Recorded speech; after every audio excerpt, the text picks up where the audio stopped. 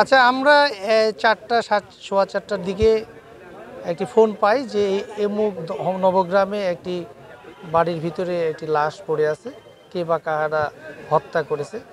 এটা শুনে আমরা তাড়াতাড়ি এখানে আসি এবং এসে জানতে পারি যে এই বৃদ্ধ লোক একাই থাকেন এবং তার এই হত্যার কাণ্ড যে করিয়েছে এটা বীভৎস হত্যাকাণ্ড এবং তার গলা থেকে মাথা বিচ্ছিন্ন করা। এবং আমরা জানতে পারলাম যে তার বাড়িতে কাজের একজন লোক ছিল নিয়মিত, সেই লোকটি নেই এবং এলাকাবাসী তাকে সন্দেহ করে।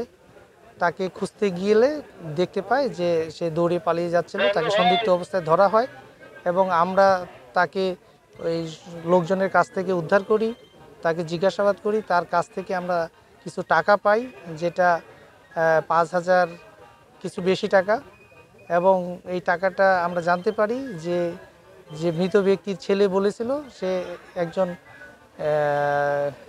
সরকারি চাকরিজীবী সেনাবাহিনীর সদস্য ছিলেন এবং তিনি নিয়মিত পেনশন তুলেন।